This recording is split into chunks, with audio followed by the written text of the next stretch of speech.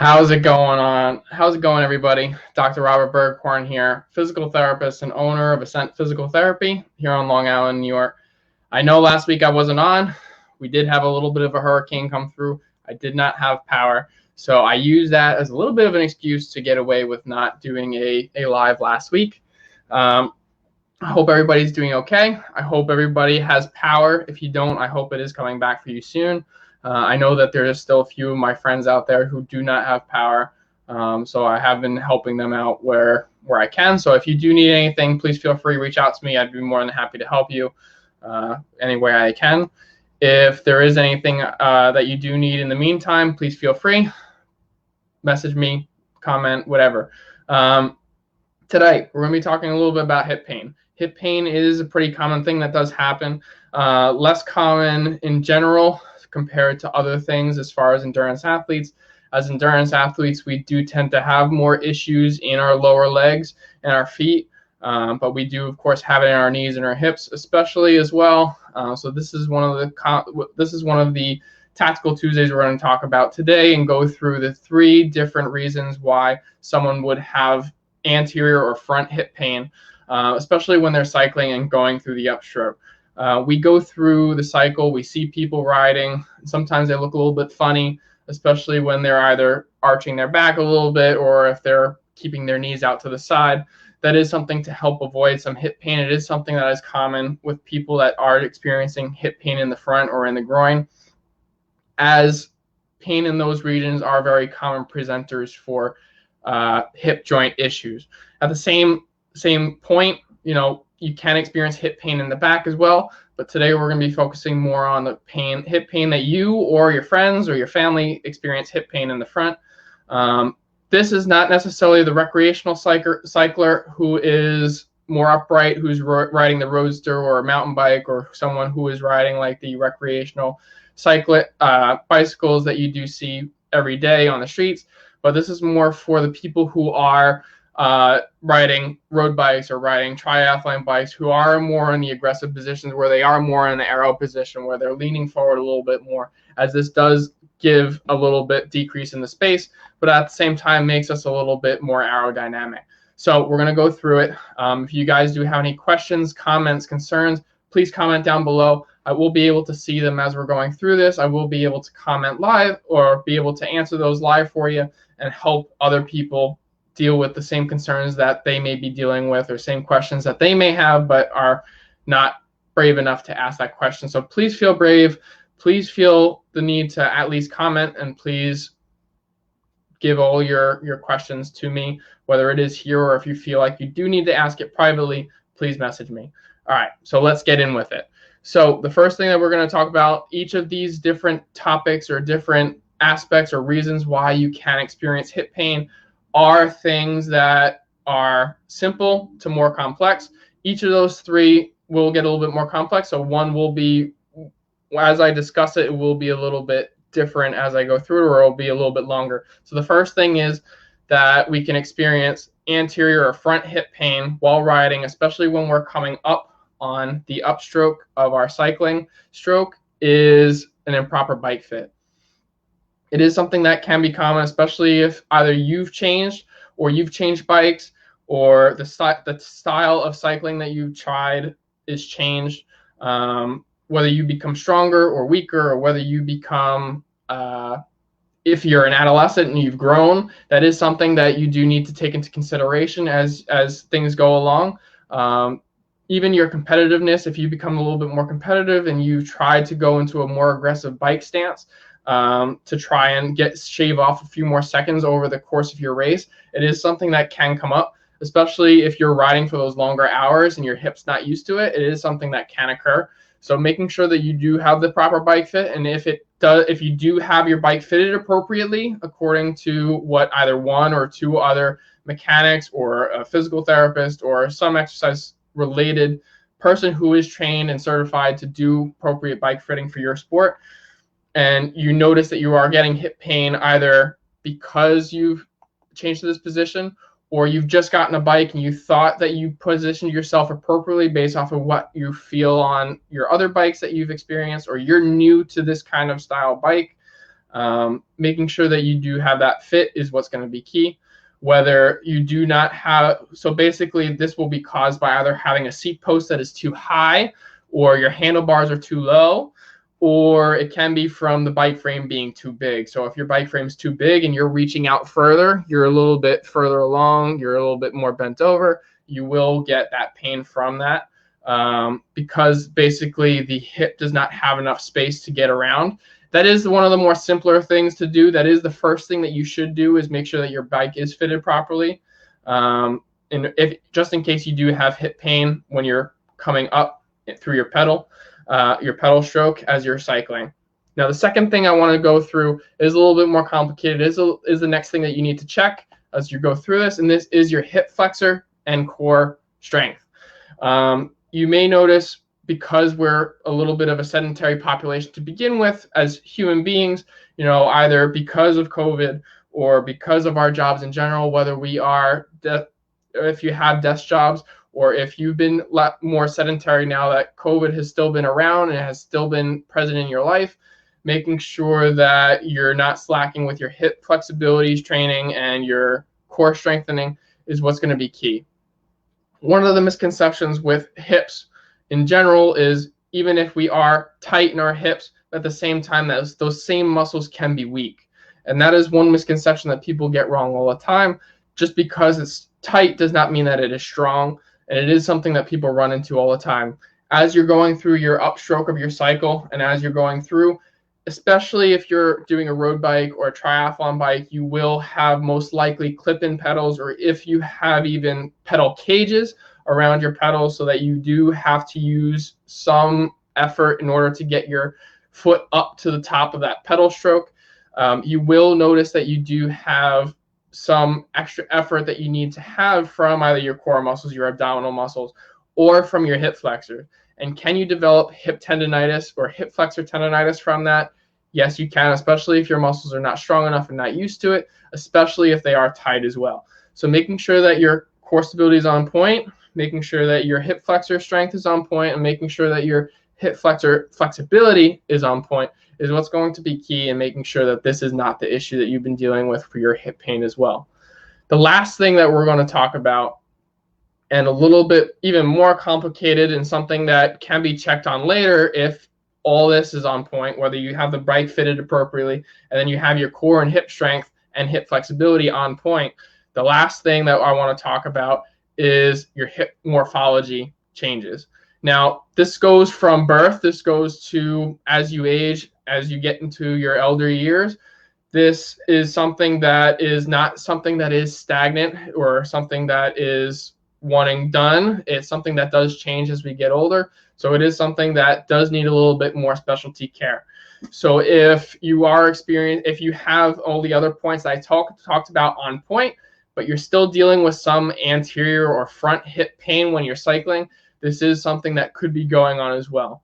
Now, if any of you are listening to this are adolescents or people who are growing right now or who have had experiences with sports in the past, such as soccer, football, or any high rotational sports, this is something that can occur. I will go through this in a little bit of a PowerPoint, so let me see if I can share my screen real quick, and we will go through that real quick.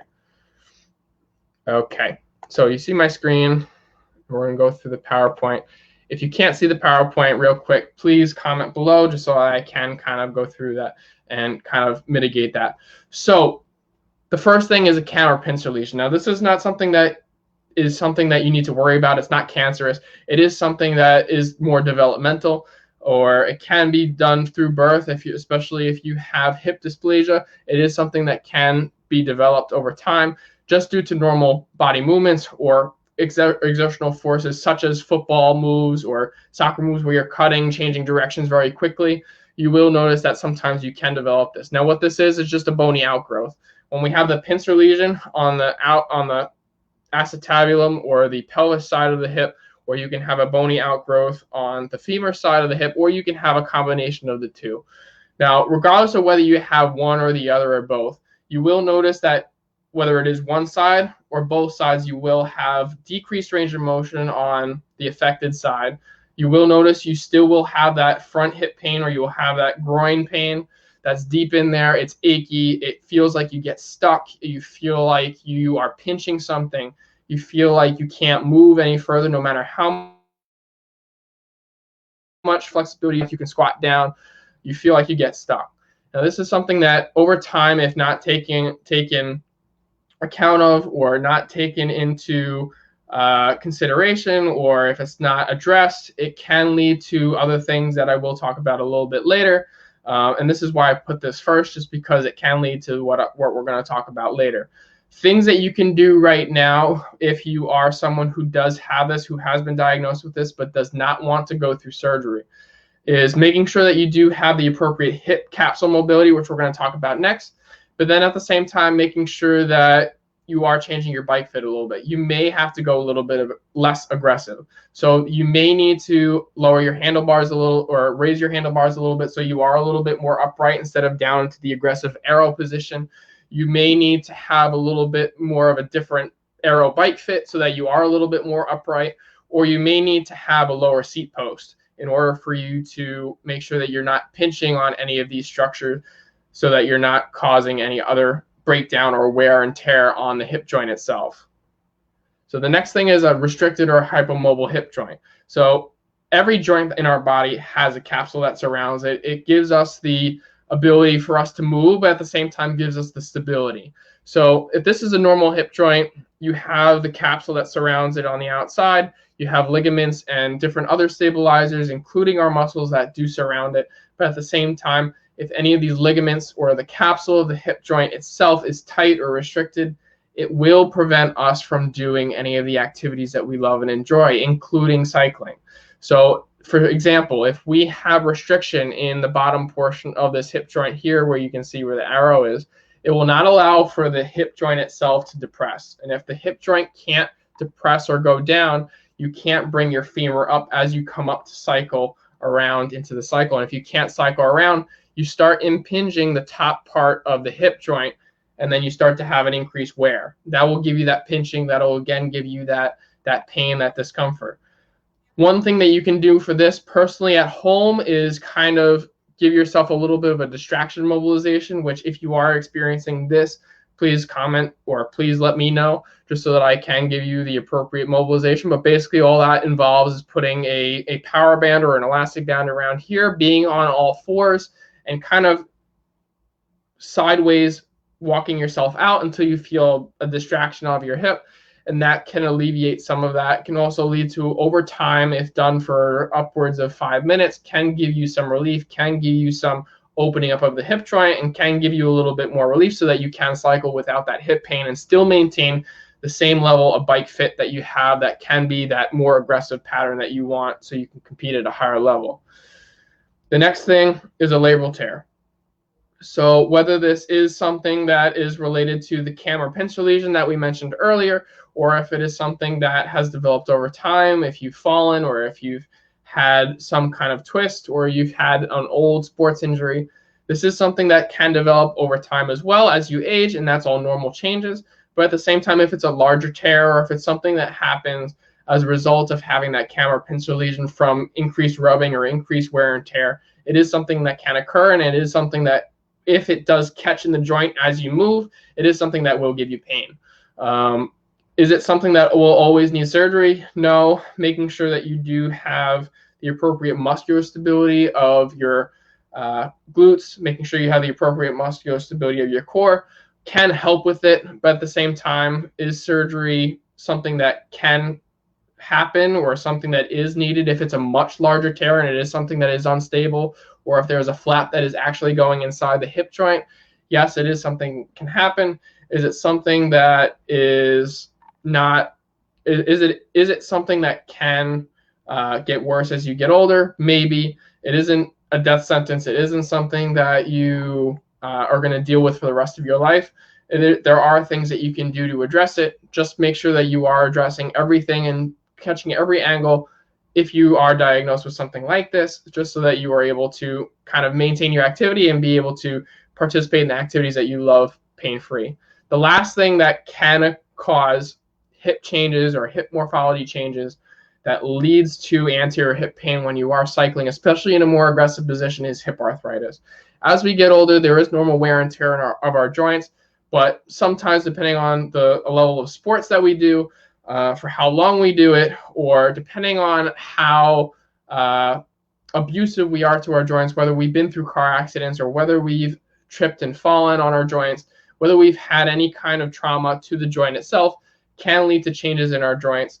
And it is something that happens. We do get older. We're never going to be as young as we are at this current moment, and it is something that does occur, especially as we get older. Does it mean that you need to stop activity? No. Does it mean that you need to stop being competitive? No. Are there plenty of things that you could do in order to mediate this? Yes.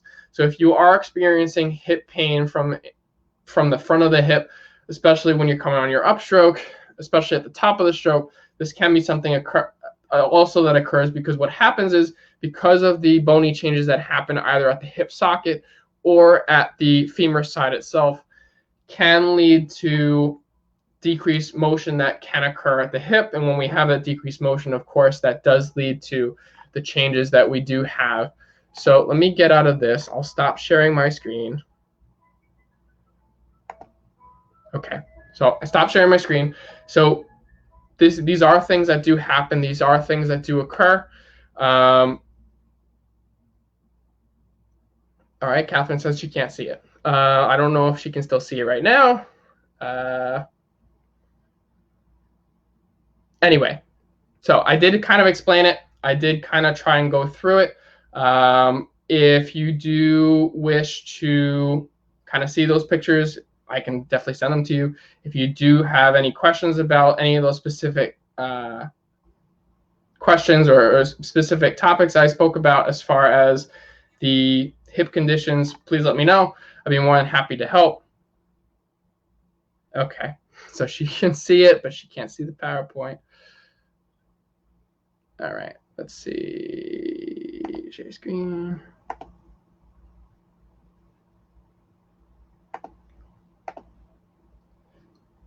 All right, can you see that now? Is that better? Yeah, that's better. Sorry. Technical changes. All right, so we'll go through this quickly one more time. So we have the camera pincer lesion. This is what I was talking about initially. So pincer lesion is definitely on that hip socket side. It is something that can occur with different football or soccer sports. Usually, this does occur more on the hip socket side. The cam lesion occurs more on the femur side, and it can occur on both sides at the same time. This is something that is that can lead to that impingement, that pinching, like I said. The restricted hip joint, this is the normal hip joint. If we are restricted down in the bottom of the hip joint, or if we're restricted entirely, where you do have that kind of shrinkage of the hip capsule itself, you can have that restriction, you decrease mobility to try and get your hip up to the cycle, and that can give you the pain that you are experiencing. The same thing with the labral tear. It is something that is experienced as a pinching. It feels like a catching. It feels like you do have a sharp pain down in the groin of your hip. Usually it occurs down in this area here. So this is the front of the pelvis. This is the front of the hip. So it can occur mostly from the top portion down into the inside portion down here. You will experience, this does occur in that cartilage rim, basically, which is called the labrum. It helps deepen the socket, helps you give you more stability. So if you do experience that, it can lead to that pinching pain, that decreased or that discomfort in the front of the hip. Is it something that, again, you're going to need surgery for? Not necessarily. It depends on how much it's impinging, depends on how much interference it has during your daily activities. It depends on if you're develop some hip or core weakness as well, and that can lead to some of the pain that you're experiencing. And again, with hip arthritis, you can experience some of the hip changes that occur, which are either spurring or increased bone formation that does occur with hip arthritis. Again, is it something that you're always going to deal with? Not necessarily. Is it something that can reduce hip range of motion? Yes, it can. Is it something that you're always going to deal with? Not necessarily. Is there ways to get around it? Definitely. Again, like I was saying, decreasing or changing your bike fit or being in a less aggressive position, but at the same time, we're working on your hip strength, your core strength will help with that as well. Thank you, Catherine, for kind of helping me out with that to try and make sure you guys are able to see that. I know this has been a little bit extended because of that. I apologize for that. But I'm glad for everybody who is on here today. And I hope to edit it somehow so that you guys can see the edited version and get a little bit more in depth. I hope this was helpful. If you guys do have any more comments, you do have any more questions, please feel free to drop that down below. If you do have hip pain or you do know somebody who does experience front hip pain while they're either cycling or they're experiencing in daily life, please feel free to have you or have your friend or family member message me more directly so that I can help them get back to the activities that they love and enjoy. I hope you guys enjoyed today's Tactical Tuesday, despite the technical issues that I had today. I will be talking next week about a different topic. If you guys do have any specific topics that you would like to hear about, please feel free to comment down below or message me directly. I'd be more than happy to answer or talk about that topic for you. And I hope to see you guys next week. Have a great week and have a great day. Talk to you guys soon. Bye.